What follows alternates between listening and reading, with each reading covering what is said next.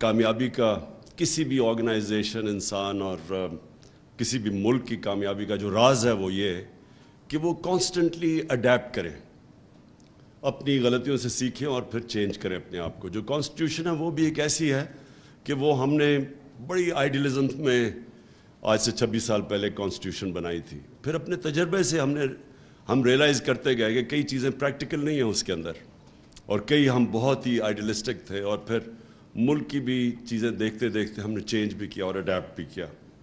लेकिन एक नतीजे पे हम आ गए, और मैं ख़ास तौर पे क्योंकि मैंने तो सारी पार्टी की एवोल्यूशन देखी है। मुझे तो वो दिन याद है जब हमारी सेंट्रल एग्जीक्यूटिव की मीटिंग जब होती थी तो मुश्किल से हमारे 25 लोग मीटिंग में होते थे सेंट्रल एग्जीक्यूटिव की, और वो फिर हम जब तस्वीर लेना चाहते थे ना, वो मीडिया के लिए तस्वीर देना चाहते थे, तो हमें फिर वो मुलाजम को भी वहाँ बैठाना पड़ता था ताकि वो लगे कि पार्टी में ज़्यादा लोग हैं। और मुझे अपनी औरतों की तंजीम भी बड़ी अच्छी तरह याद है। जब हम औरतों की मीटिंग करते थे तो वो भी फिर अपने घर की मुलाजमा भी लेके आया करती थी ताकि वो ज़रा नंबर लगे कि हमारी कोई औरतों की भी तंजीम है। तो वो एक ऐसी पार्टी की एवोल्यूशन इसकी हुई जो किसी और पाकिस्तान की तारीख में पॉलिटिकल पार्टी की ऐसी एवोल्यूशन नहीं हुई।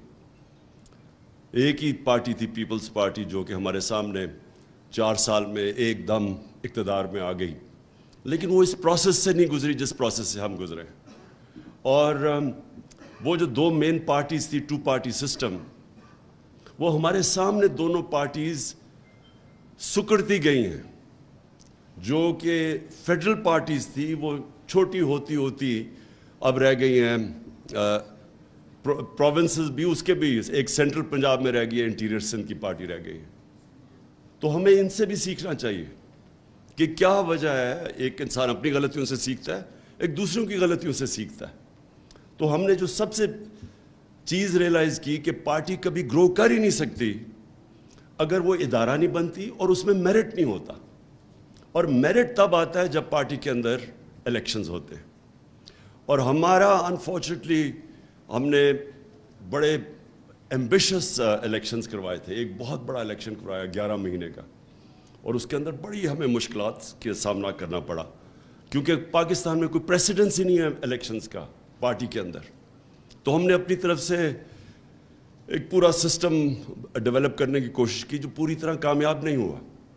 फिर हमने दूसरी दफ़ा टेक्नोलॉजी का इस्तेमाल किया, वो भी अनफॉर्चुनेटली वो सिस्टम ऐसा था कि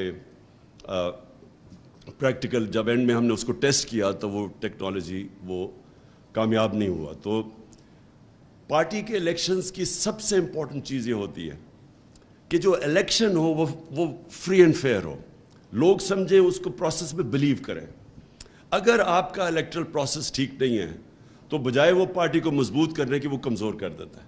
आपस में लड़ाइयाँ हो जाती हैं जब एक बिलीव ही नहीं करते लोग कि ये प्रोसेस ठीक हुआ, तो फिर अंदर आपस में पार्टी के अंदर डिविजन्स पैदा हो जाती है, तो वो बजाय पार्टी को मजबूत करने के कमज़ोर कर देती है। जिस तरह क्रिकेट की दुनिया में जब न्यूट्रल अंपायर्स आए, न्यूट्रल अंपायर से पहले भी एक क्रिकेट की 150 साल तारीख थी, और न्यूट्रल अंपायर्स के बाद भी जो क्रिकेट देखते हैं उन्होंने एक उसका वो जो फेज़ देखा है। न्यूट्रल अंपायर्स आने से पहले अपने अपने अंपायर्स होते थे, और ज़्यादातर क्रिकेट ग्राउंडों के ऊपर लड़ाइयाँ होती थी। जो हारता था वो कहता था अंपायर्स की वजह से हार गया, और बड़ी बदमज़गी होती थी। जब से न्यूट्रल अंपायर्स आया, और उसमें हम पायनियर्स थे, सबसे पहले पाकिस्तान ने इसको चैम्पियन किया, और हमने 1986 में पहली दफ़ा दुनिया में न्यूट्रल अंपायर्स खड़े किए। और उससे क्या हुआ कि आज आप क्रिकेट की दुनिया में देखें कि सारे जो हारता है वो हार एक्सेप्ट कर जाता है, अंपायर्स के ऊपर नहीं डालता, बिल्कुल चेंज आ गया। तो उसी तरह हमारा भी प्रॉब्लम ये है कि हमारा पाकिस्तान के इलेक्शंस जो होते हैं, कोई भी इलेक्शंस के अंदर स्वाय 1970 के जो बहुत अच्छा इलेक्शन हुआ था, उसके अलावा कोई भी इलेक्शन ऐसा नहीं कि जो हारता है वो माने कि जी मैं साफ और शफाफ इलेक्शंस की वजह से हारा हूँ।